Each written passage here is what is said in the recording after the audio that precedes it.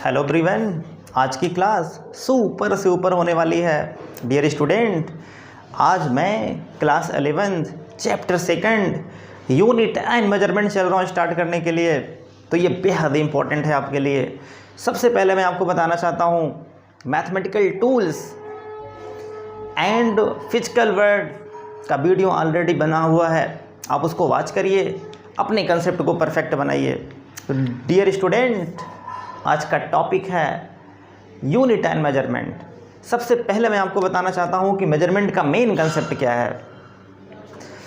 Measurement का main concept क्या है ये सबसे पहले आपको फील कराएंगे हम। उसके बाद इसमें जो मेन टॉपिक है डायमेंशन, हम उसके बारे में आपको बताएंगे, क्योंकि डायमेंशन की इंपॉर्टेंस बहुत ज़्यादा है। आप ये मान सकते हो कि जब तक आप फिजिक्स स्टडी करेंगे तब तक आपको डायमेंशन मिलेगा। तो डायमेंशन आज मुझे आज सीखना है, डायमेंशन को अच्छे से सीखना, आज फील करना है। तो आप पूरी एनर्जी के साथ बैठो, पूरे जोश के साथ बैठो, जो आप सोच सकते हैं उसे आप कर सकते हैं। मुझे पूरा कॉन्फिडेंस है कि आज की क्लास आपके लिए बेहतरीन होने वाली है।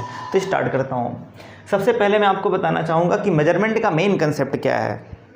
डियर स्टूडेंट, मेजरमेंट एक ऐसा प्रोसेस है जिससे हम किसी फिजिकल क्वांटिटी को कंपेयर करते हैं। सबसे पहले मैं डेफिनेशन लिख रहा हूँ, इसके बाद फिर मैं आपको फील कराने का प्रयास करूँगा। Measurement is a process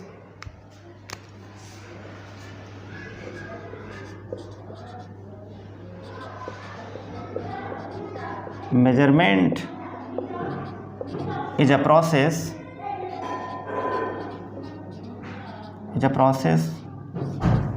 of comparing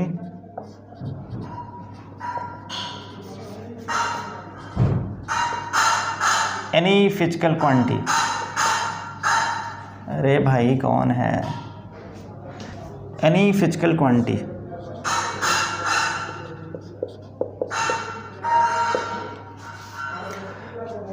यहाँ पे जो कंपेयरिंग वर्ड है,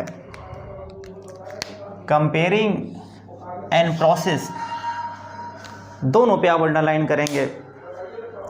सबसे पहले मैं आपको एक एग्जांपल देना चाहता हूँ। जैसे आप शॉप पे जाते हैं और आपको 1 किलोग्राम मैंगो लेना है। क्या लेना है आपको? एग्जांपल मैं सबसे पहले आपको दे रहा हूँ। आपको 1 केजी मैंगो चाहिए, क्योंकि मैंगो का समय है तो मैंगो ही हम लेंगे। आपको 1 केजी मैंगो चाहिए। आप शॉप पे जाते हैं और शॉप वाले से बोलेंगे कि मुझे 1 केजी मैंगो चाहिए। ध्यान दो डियर स्टूडेंट, समझने का प्रयास करो। अगर आपने बोला सिर्फ मुझे मैंगो चाहिए तो दुकानदार आपको नहीं दे पाएगा। जब तक आप 1 2 3 4 उसके आगे नहीं लगाएंगे तब तक मेजरमेंट पॉसिबल नहीं होगा। इसका मतलब यहाँ पे 2 चीज़ें मेजरमेंट में डिपेंडेंट हैं। सबसे पहला ये 1 डिपेंडेंट है, जो 1 लगा हुआ है, और दूसरा केजी। ये 2 चीज़ें मेजरमेंट में मोस्ट इम्पॉर्टेंट थिंग हैं। बिना इसके मेजरमेंट पॉसिबल नहीं है। तो आप क्या कह सकते हैं कि मेजरमेंट किस बात पे डिपेंडेंट है? तो it depends on the 2 thing.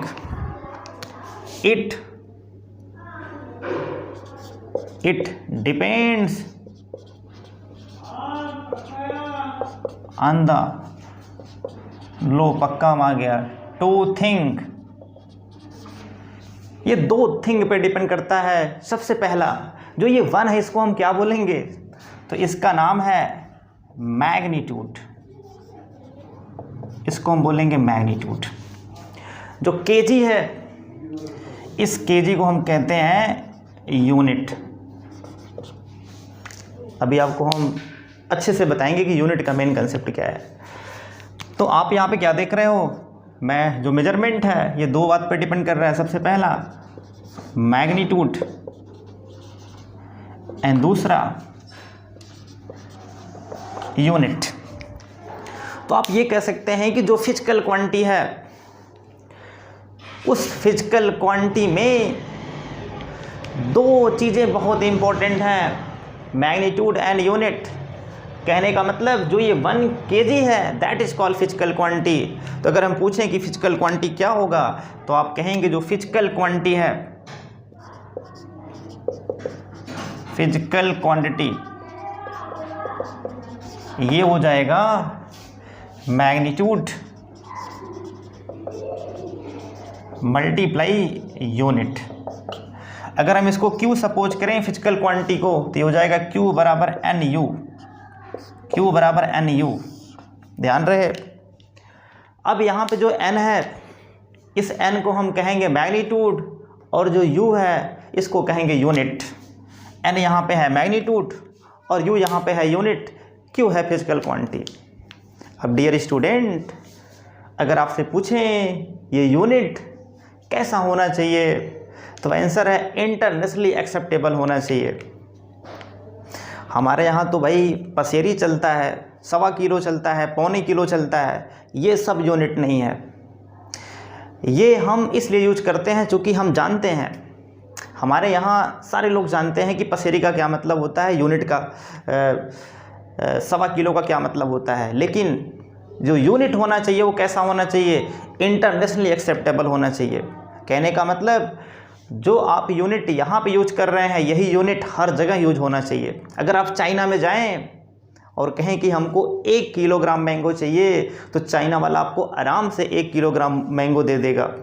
लेकिन अगर आप उससे कहें हमको 1 पसेरी मैंगो चाहिए, तो कभी भी आपको 1 पसेरी मैंगो मेजरमेंट करके नहीं दे पाएगा। तो कहने का मतलब जो भी यूनिट डिसाइड की गई हैं वो सब इंटरनेशनली एक्सेप्टेबल हैं। कहने का मतलब अगर आप उस यूनिट का यूज आप कहीं पे भी करोगे, किसी भी कंट्री में करोगे, तो बड़ी आसानी से मेजरमेंट हो पाएगा। आई होप आप समझ गए होंगे। यूनिट कैसा होना चाहिए, तो आंसर है इंटरनेशनली एक्सेप्टेबल होना चाहिए। क्या होता है डियर स्टूडेंट यूनिट? तो यूनिट जो भी फिजिकल क्वांटिटी है, उस फिजिकल क्वांटिटी का छोटा सा पार्ट है, और उसको मैंने न्यू नाम दिया हुआ है जिसको हम कहते हैं यूनिट, और यही यूनिट इंटरनेशनली एक्सेप्टेबल है, जो बहुत पहले डिसाइड किया गया है। अब आगे हम आपको बताने वाले हैं कि जो फिजिकल क्वांटिटी है ये क्या है, what is physical quantity. I hope आप समझ गए होंगे। Q बराबर NU का मेन कंसेप्ट क्या है। अगर हम यहाँ से आपसे पूछें कि आप बताओ, एक एग्जांपल मैं आपको और दे रहा हूँ, क्योंकि यहाँ पे है कंपेयरिंग। अगर मैं आपसे पूछूं कि आप बताओ 1 किलोग्राम में कितना ग्राम, तो आप क्या कहेंगे, 1 किलोग्राम में 1000 ग्राम। इसका मतलब अब यहाँ पे केजी जो है ये लार्ज यूनिट है, ग्राम स्मॉल यूनिट है। जब हम कंपेयर करेंगे इसको, तब उस केस में जब इसकी यूनिट छोटी होगी तो मैग्नीट्यूड का मान बढ़ जाएगा। आप देख रहे हैं मैग्नीट्यूड का मान बढ़ जा रहा है। क्यों? क्योंकि जो ग्राम है ये क्या हो रहा है, ये डिक्रीज कर रहा है, मतलब ये घट रहा है, ये स्मॉल हो रहा है। तो ध्यान रहे, जब यूनिट छोटी होगी तो मैग्नीट्यूड का मान बढ़ जाएगा, और जब मैग्नीट्यूड छोटा होगा तो उस केस में यूनिट का मान बढ़ जाएगा। आपको ध्यान रखना है। इसका मतलब कि जो यहाँ पे n है ये बिल्कुल 1/u का क्या है, 1/u का ये इन्वर्सली प्रोपोर्शनल है। अगर u का मान ज़्यादा होगा तो n का मान कम, और अगर n का मान ज़्यादा होगा तो u का मान कम। फाइनली जो 1 किलोग्राम है, जो 1000 ग्राम है, ये कांस्टेंट है। आप ये कह सकते हैं कि ये बिल्कुल कांस्टेंट है, ये कांस्टेंट है, ये कांस्टेंट है। अब अगर हम ये सपोज कर लें कि ये n1 है और ये u1 है, ये n2 है और ये u2 है, तो एक फॉर्मूला आपको और मिल जाएगा जिसको हम क्या बोलेंगे, q बराबर n1u1 बराबर n2u2 बराबर हम क्या कह सकते हैं, कांस्टेंट। इसी का नाम है कंपेयरिंग। ये चीज़ डियर स्टूडेंट, जब आपको डायमेंशन बताएंगे एक बार फिर हम आपको याद दिलाएंगे, इसलिए आप इस कंसेप्ट को अच्छे से फील कर लो। जो मेजरमेंट है एक ऐसा प्रोसेस है जिसमें हम किसी फिजिकल क्वांटिटी को कंपेयर करते हैं। कैसे कंपेयर करेंगे, 1 किलोग्राम में कितना ग्राम, तो आप कहेंगे 1000 ग्राम। जब आप किलोग्राम से ग्राम में जाएंगे तब उस केस में मैग्नीट्यूड का मान बढ़ जाएगा। क्यों? क्योंकि किलोग्राम से ग्राम में जा रहे हैं तो जो यूनिट है वो छोटी हो रही है। यूनिट छोटी होगी तो मैग्नीट्यूड का मान बढ़ जाएगा। इसका मतलब Q बराबर NU को हम ऐसे लिख सकते हैं N1U1 बराबर N2U2 बराबर कांस्टेंट। इसका मतलब जो N है ये U के इन्वर्सली प्रोपोर्शनल है। अगर ये N का मान बढ़ेगा तो U का मान घट जाएगा। आई होप आप समझ गए होंगे। अब आगे जो हमको पढ़ना है उसका नाम है फिजिकल क्वांटिटी, जो बेहद इंपॉर्टेंट है आपके लिए। डियर स्टूडेंट, अब हम बात करेंगे फिजिकल क्वांटिटी। तो फिजिकल क्वांटिटी का मेन कंसेप्ट क्या है, ये मैं आपको फील कराने का प्रयास कर रहा हूँ। तो ऐसी क्वांटिटी जिसका मेजरमेंट पॉसिबल है उसको हम कहते हैं फिजिकल क्वांटिटी। पूरी की पूरी फिजिक्स में जितनी क्वांटिटी है वो सारी की सारी फिजिकल क्वांटिटी हैं। क्यों? क्योंकि उन सब का मेजरमेंट पॉसिबल है। तो जिसको मेजर्ड किया गया है उसी को हम कहते हैं physical quantity. Physical quantity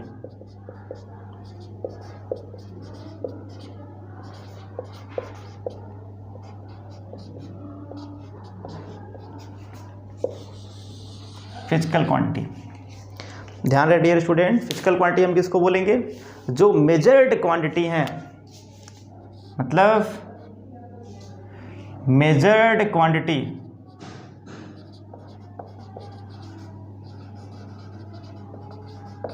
measured quantity. अब कैसे इसको मेजर करेंगे? तो आंसर है direct measured quantity by direct और इनडायरेक्ट मेथड।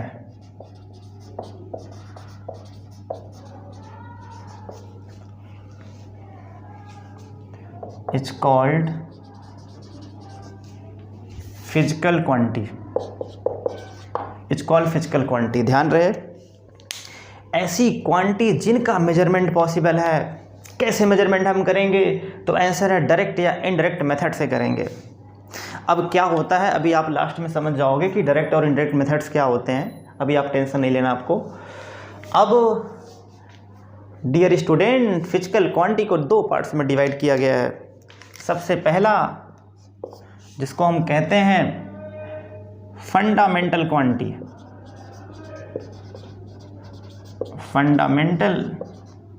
फंडामेंटल या इसका दूसरा नाम है बेस क्वांटिटी। और दूसरा जिसको हम कहते हैं डेराइव्ड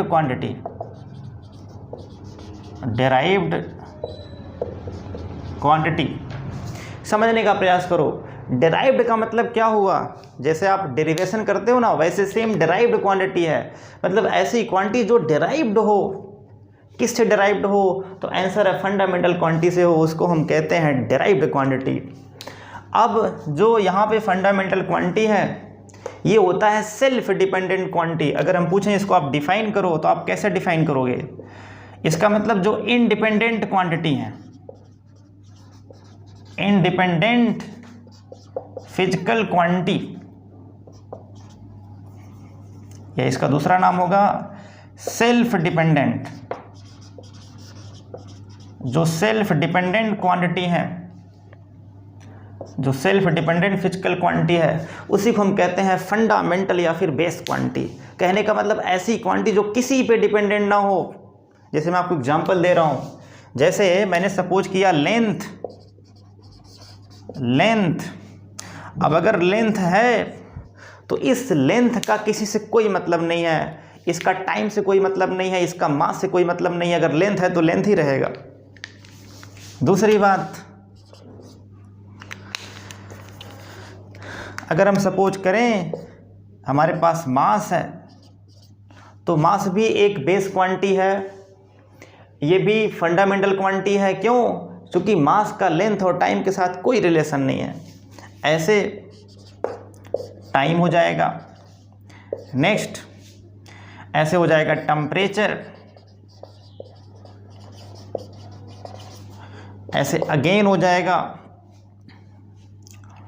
इलेक्ट्रिक करंट।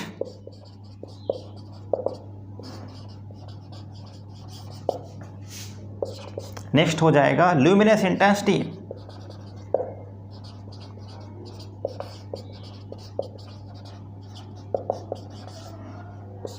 और लास्ट हो जाएगा अमाउंट ऑफ सब्सटेंस।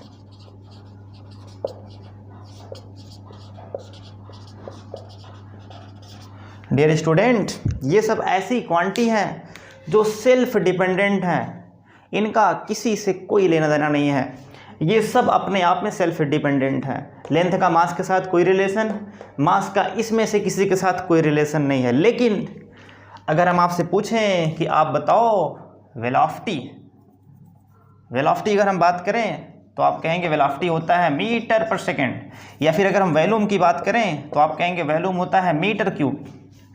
अब यहाँ पे आप देख रहे हैं कि वॉल्यूम जो मीटर क्यूब है इसमें 3 बार लेंथ यहाँ पे आएगा। इसका मतलब ये किसकी वजह से बना हुआ है? तो आंसर है ये फंडामेंटल क्वांटिटी से बना हुआ है। ऐसे अगर हम बात करें स्पीड तो आप कहेंगे मीटर पर सेकेंड। अब इसमें 2 फंडामेंटल क्वांटिटी हैं, मीटर और सेकेंड। मीटर का मतलब लेंथ, सेकेंड का मतलब टाइम। तो यहाँ पे 2 फंडामेंटल क्वांटिटी, इसलिए इसको हम क्या बोलेंगे? ये डिराइव्ड क्वांटिटी है। चूंकि ये किससे डिराइव्ड हुआ? तो आंसर है फंडामेंटल क्वांटिटी से। तो कहने का मतलब ऐसी क्वांटिटी जो किससे बनी हो? फंडामेंटल क्वांटिटी को क्या बोलेंगे? Derived quantity. तो कहने का मतलब डिराइव्ड क्वांटिटी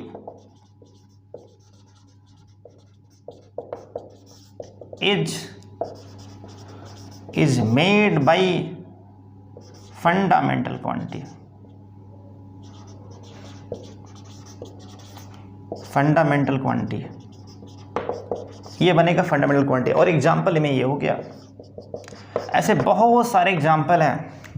आप ये कह सकते हो कि इनके अलावा, जो फंडामेंटल क्वांटिटी के अलावा जो जितनी भी क्वांटिटी हैं फिजिक्स में, वो सारी की सारी डिराइव क्वांटिटी हैं। आई होप आप समझ गए होंगे। कहने का मतलब जो फंडामेंटल क्वांटिटी है डियर स्टूडेंट, ये बिल्कुल सेल्फ डिपेंडेंट होता है, या किसी पर डिपेंड नहीं करता है। और जो डिराइव क्वांटिटी है इसको हम फंडामेंटल की हेल्प से बनाते हैं। आई होप आपने फील कर लिया होगा, आपके कंसेप्ट क्लियर हो गए होंगे। अब आगे हम बात करेंगे डियर स्टूडेंट कि जो फंडामेंटल क्वांटिटी हैं वो कितनी है और उनका यूनिट क्या होता है। तो भी मैंने जस्ट लिखा हुआ है, ये सब है फंडामेंटल क्वांटिटी। तो अगर हम इसके यूनिट की बात करें तो क्या होगा? यहाँ पे कर लेते हैं यूनिट।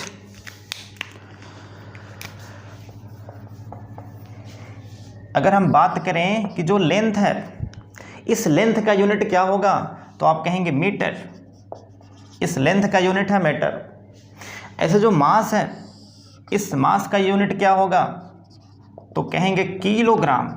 ये सब यूनिट कैसा है? तो आंसर है इंटरनेशनली एक्सेप्टेबल है। ये सब इंटरनेशनली एक्सेप्टेबल यूनिट है। और इसी को हम कहते हैं एसआई यूनिट भी बोलते हैं, एसआई भी कहते हैं इसको हम। ऐसे टाइम की बात करें तो आप कहेंगे टाइम का हो जाएगा सेकंड। टेम्परेचर इसका हो जाएगा केल्विन। ऐसे इलेक्ट्रिक करेंट इसको हम बोलते हैं एम्पियर। ल्यूमिनस इंटेंसिटी इसका होता है कैंडेला। अमाउंट ऑफ सब्सटेंस इसका होता है मोल। तो डियर स्टूडेंट, ये हो गया यूनिट। किसका यूनिट? तो आंसर है फिजिकल क्वांटिटी का। इसको हम कहते हैं फंडामेंटल फिजिकल क्वांटिटी। जिस क्वांटिटी का हम मेजरमेंट करने के लिए यूनिट सपोज करते हैं, ठीक है, जिस क्वांटिटी का मेजरमेंट करने के लिए हम यूनिट सपोज करते हैं, उस क्वांटिटी को हम कहते हैं डिराइव क्वांटिटी या फिर फंडामेंटल क्वांटिटी। अगर ये सब क्वांटिटी हैं तो आप बोलेंगे ये फंडामेंटल क्वांटिटी है। अगर इसके अलावा कोई क्वांटिटी हो गया, जैसे ये इसको हम बोलेंगे ये डिराइव क्वांटिटी है। आई होप आपने फील कर लिया होगा कि डिराइव क्वांटिटी क्या है और फंडामेंटल क्वांटिटी क्या है। आपके बेसिक कंसेप्ट सही हो गए होंगे। इसी के साथ 2 क्वांटिटी और है जिनको हम कहते हैं सप्लीमेंट्री क्वांटिटी। सप्लीमेंट्री क्वांटिटी भी सेल्फ डिपेंडेंट होती हैं।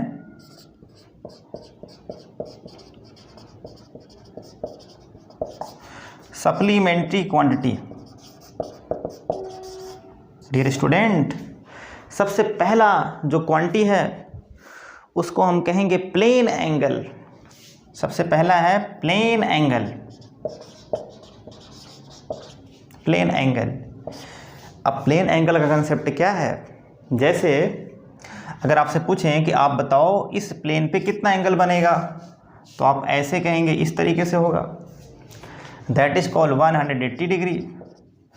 या फिर आप कह सकते हैं पूरा ऐसे एंगल बन सकता है जिसको हम कहेंगे 360 डिग्री। तो कहने का मतलब प्लेन एंगल में अगर 2 पाई की बात करें, अगर हम 2 पाई की बात करें तो 2 पाई होता है 360 डिग्री, और अगर पाई की बात करें तो ये हो जाएगा 180 डिग्री। ऐसे आप समझ लो। तो इसका होता है रेडियन। अगर हम यहाँ बात करें कि बताओ 1 डिग्री कितना होगा, तो आप कहेंगे पाई/180 रेडियन। ये है 1 डिग्री है पाई/180 रेडियन। तो ध्यान रहे प्लेन एंगल की जो यूनिट है ये रेडियन होता है, रेडियन होता है। किसी प्लेन पे अगर एंगल बन रहा है, ये प्लेन है बोर्ड। ऐसे अगर हम बात करें सॉलिड एंगल की, सॉलिड एंगल की, तो क्या हो जाएगा डेरिवेशन सॉलिड एंगल का? जैसे आपने कोन देखा होगा, आपने आइसक्रीम खाया होगा, बटर स्कॉच, बहुत सारी आइसक्रीम्स है जो कोन के फॉर्म में होती हैं। तो अगर कोन की हम बात करें तो कोन में कितना एंगल बनेगा? तो ये एंगल बनेगा कोन में, और इस एंगल को हम कहते हैं सॉलिड एंगल। चूंकि ये 3 डायमेंशन एंगल है ये, तो इसका होता है स्टेरेडियन, इसका होता है स्टेरेडियन। तो आपको ध्यान रखना है कि अगर प्लेन एंगल है तो उसका रेडियन होगा, और अगर सॉलिड एंगल है तब उसका स्टेरेडियन होगा। सॉलिड का मतलब 3 डायमेंशन बॉडी के लिए होता है ये एंगल, 3D बॉडी के लिए होता है। आई होप आप समझ गए होंगे। अब आगे जो हमको बात करना है डियर स्टूडेंट, वो बात करना है डायमेंशन, जो आपका बेसिक टॉपिक है। मेरा मेन फोकस डायमेंशन पे ही था स्टार्टिंग से ही, लेकिन ये सब बेसिक चीज़ें हैं जो आपको आनी चाहिए, बिना इसके आप समझ नहीं पाओगे। अब चल रहे हैं हम डायमेंशन, चूँकि डायमेंशन का ही ज़्यादा इम्पोर्टेंस है।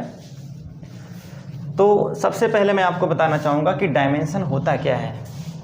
डायमेंशन क्या है? 2 चीज़ें हैं, डायमेंशन एंड डायमेंशन फॉर्मूला। तो सबसे पहले आपको हम बताएंगे कि डायमेंशन क्या है, फिर आपको हम बताएंगे डायमेंशन फॉर्मूला क्या है। तो डियर स्टूडेंट, डायमेंशन का क्या मतलब है? डायमेंशन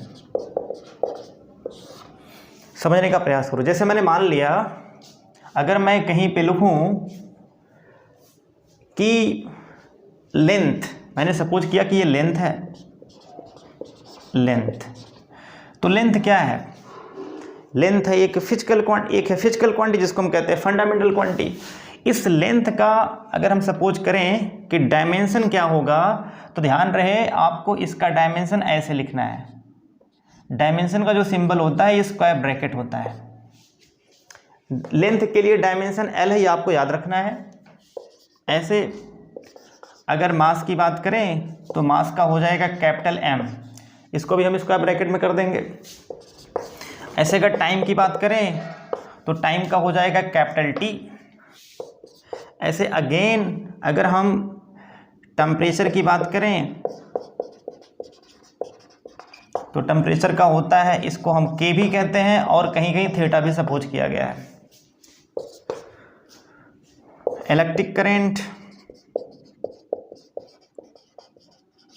इलेक्ट्रिक करंट का होता है एम्पियर, कैपिटल A से रिप्रेजेंट करते हैं। ल्यूमिनस इंटेंसिटी, ल्यूमिनस इंटेंसिटी इसका होता है CD, क्योंकि कैंडला होता है वहाँ CD बना हुआ है। और लास्ट में amount of substance, amount of substance इसका होता है MOL। ध्यान रहे MOL होता है, E नहीं होता है लास्ट में, MOL। तो ये डायमेंशन आपको याद ही करना है। लेंथ का डायमेंशन L होगा, मास का डायमेंशन M होगा, टाइम का डायमेंशन T होगा, टेम्परेचर का डायमेंशन K या थीटा होगा, इलेक्ट्रिक करंट का A होगा, ल्यूमिनस इंटेंसिटी का CD होगा, मोल का MOL होगा। D यहाँ पे सफिक्स में है। आई होप आपने फील कर लिया होगा कि डायमेंशन हम कैसे किसी फंडामेंटल क्वांटिटी का फाइंड आउट करते हैं। ये किस क्वांटिटी का है? तो आप कहेंगे फंडामेंटल फिजिकल क्वांटिटी का है।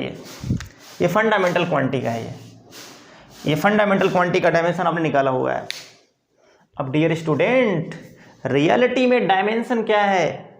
डायमेंशन का मतलब होता है कि the power of base quantity. Dimension का मतलब क्या है? The power of base quantity. जैसे अगर कहीं पे लिखा हुआ है m की पावर a, l की पावर b, t की पावर c, इस तरीके से लिखा हुआ है, तो अगर पूछे कि आप बताओ इसमें डायमेंशन क्या है, what is the dimension of this physical quantity, किसी फिजिकल क्वांटिटी का डायमेंशन फॉर्मूला है, तो आप कहेंगे m की यहाँ पे डायमेंशन क्या होगा? डायमेंशन ऑफ जो यहाँ पे मास है, डायमेंशन ऑफ मास, ये हो जाएगा a।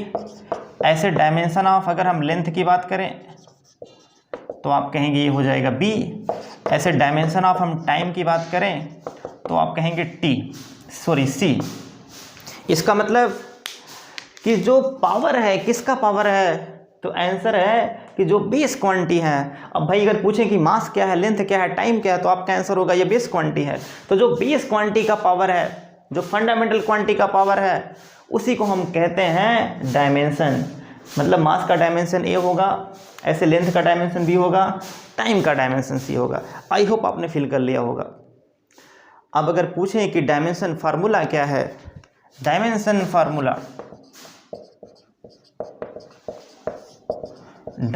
फार्मूला, तो डियर स्टूडेंट यही डायमेंशन फार्मूला है। अगर आपने सबको एक साथ कर दिया, तो इसको हम कहेंगे this is called dimension formula. यही है डायमेंशन फार्मूला। कहने का मतलब अगर आपने फंडामेंटल क्वांटिटी को विद इन ब्रैकेट अगर आपने सपोज किया, तो हम कहेंगे ये डायमेंशन फार्मूला है। अब यहाँ पे a, b, c की वैल्यू कुछ भी हो सकती है। अब हम कुछ पहले निकालेंगे डायमेंशन फार्मूला डेराइव क्वांटिटी का। अगर हम पूछें कि बताओ डेराइव क्वांटिटी क्या है, तो आपका आंसर क्या होगा? ऐसी क्वांटिटी जिनको हम फंडामेंटल की हेल्प से डेराइव करते हैं, उसको हम कहते हैं डेराइव क्वांटिटी। डेराइव क्वांटिटी बहुत ज़्यादा है। बेस क्वांटिटी के अलावा जितनी भी क्वांटिटी हैं सब डेराइव क्वांटिटी हैं। अब मैं चल रहा हूँ डायमेंशन निकालने के लिए, यही बेहद इंपॉर्टेंट है आपके लिए, तो आप अलर्ट हो जाओ। अगर आपको डायमेंशन निकालना है तो आपको क्या आना चाहिए? तो आंसर है बेस क्वांटिटी का डायमेंशन आपको रटा होना चाहिए। कैसे? अगर आपसे पूछें कि आप बताओ लेंथ का डायमेंशन क्या होगा, तो आप कहेंगे l। टाइम का डायमेंशन क्या होगा, तो आप कहेंगे t। ठीक है, ऐसे मास का डायमेंशन क्या होगा, तो आप कहेंगे कैपिटल M। इस तरीके से आपको याद रखना है। करंट का कितना होगा a, टेम्परेचर क्या होगा थीटा, तो ये सब आपको याद होना चाहिए। अब मुझे बताना है dimension of derive quantity. Dimension of derived quantity, बिल्कुल टेंशन नहीं लेना है। हम उसी क्वांटिटी का डायमेंशन हम निकालेंगे जिसको आप जानते हैं। हम उसकी बिल्कुल बात नहीं करेंगे जिसको आप नहीं जानते हैं। आपने जो पढ़ा हुआ है क्लास 10th में, हमको सिर्फ उसी की डायमेंशन फाइंड आउट करनी है। बाकी जो आप नहीं जानते उसको हम बिल्कुल बात नहीं करेंगे, नहीं तो कन्फ्यूजन होगा। सबसे पहला अगर हम सपोज करें कि आप बताओ एरिया का डायमेंशन क्या होगा, एरिया का डायमेंशन क्या होगा, तो आप क्या लिखेंगे? एरिया होता है लेंथ मल्टीप्लाई ब्रेथ। होता है कि नहीं होता है? बिल्कुल। अच्छा, लेंथ का क्या होगा डायमेंशन? अगर हम यूनिट निकालना चाहे तो हम कैसे निकालेंगे? तो लेंथ का लिखेंगे मीटर और ब्रेथ का लिखेंगे मीटर, तो ये हो जाएगा मीटर स्क्वायर। क्लियर है? अब अगर हम डायमेंशन की बात करें तो क्या होगा भाई? मीटर का डायमेंशन क्या होता है? L। इसका मतलब ये हो जाएगा L स्क्वायर। ये आपको ध्यान रखना है। यूनिट अगर आपको पता है तो आप डायमेंशन बड़ी आसानी से निकाल सकते हो। अगर आपको यूनिट पता है तो आप डायमेंशन बड़ी आसानी से फाइंड कर सकते हो, और अगर आपको डायमेंशन पता है तो आप यूनिट बड़ी आसानी से निकाल सकते हो। ये कंसेप्ट है। यूनिट पता है तो डायमेंशन निकाल लेंगे, डायमेंशन पता है तो यूनिट हम आराम से फाइंड कर लेंगे। तो सबसे पहले हम यूनिट निकालने का प्रयास करेंगे, फिर डायमेंशन आराम से निकाल लेंगे। दूसरा, अगर पूछें वॉल्यूम का डायमेंशन क्या होगा, तो पहले इसका यूनिट निकालेंगे। तो length multiply breath multiply height होता है, तो लेंथ का मीटर, ब्रेथ का मीटर, हाइट का मीटर, तो आंसर आ जाएगा मीटर क्यूब, और इसका डायमेंशन होगा एल क्यूब। चीज़ों को समझते रहो। वॉल्यूम का डायमेंशन कितना होता है, तो आंसर है एल क्यूब। एल क्यूब कैसे होता है, तो आप लिखेंगे length multiply breath multiply height, length का मीटर, ब्रेथ का मीटर, हाइट का मीटर, तो आंसर कितना आ गया, मीटर क्यूब। ऐसे अगर पूछें कि आप बताओ डेंसिटी का कितना होगा, डेंसिटी, तो आप कहेंगे डेंसिटी होता है मास अपान वॉल्यूम। मास का होता है किलोग्राम, वॉल्यूम का मीटर क्यूब। अब किलोग्राम के स्थान पे m, किलोग्राम मास का यूनिट है, तो मास का डायमेंशन होता है कैपिटल M, और वॉल्यूम का ऊपर निकाले हो तो एल क्यूब, एल क्यूब।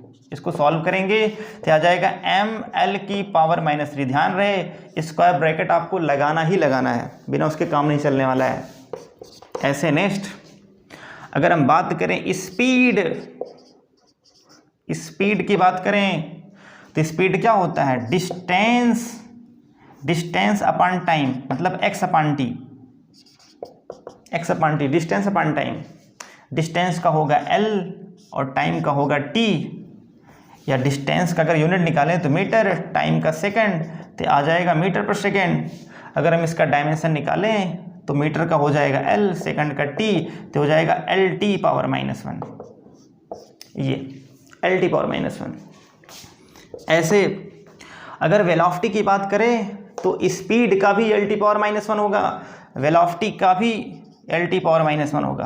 अब पूछोगे क्यों, क्योंकि भैया जो वेलोसिटी है उसमें डिस्प्लेसमेंट अपॉन टाइम होता है, और डिस्टेंस हो चाहे डिस्प्लेसमेंट हो, दोनों का डायमेंशन L होगा। इसलिए आप कहेंगे कि जो वेलोसिटी का डायमेंशन फार्मूला है वही डायमेंशन फार्मूला स्पीड का भी होगा। डायमेंशन और डायमेंशन फार्मूला एक ही चीज़ें हैं।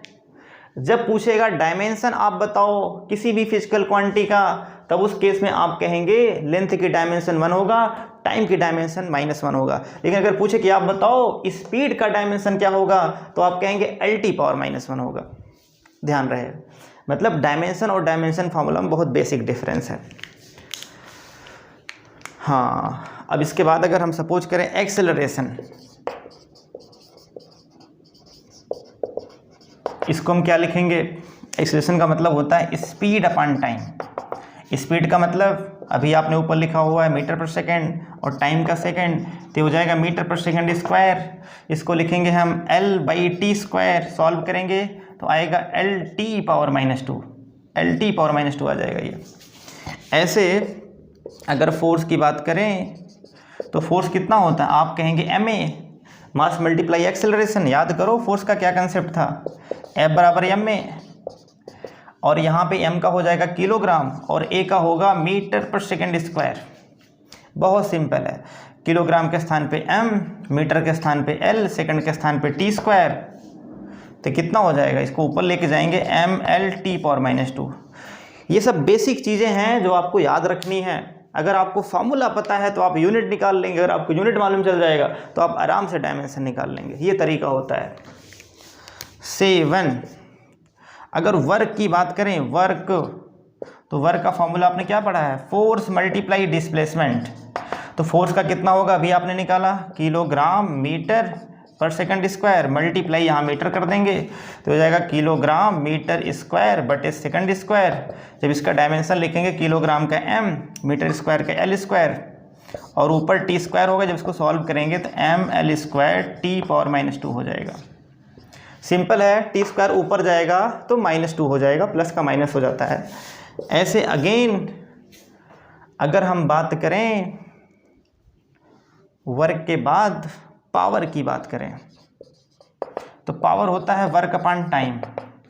तो वर्क का कितना होगा भैया, किलोग्राम मीटर स्क्वायर सेकंड की पावर -2 डिवाइड बाई सेकंड कर देंगे तो कितना हो जाएगा, ऊपर जाएगा सेकंड फिर से -1 हो जाएगा।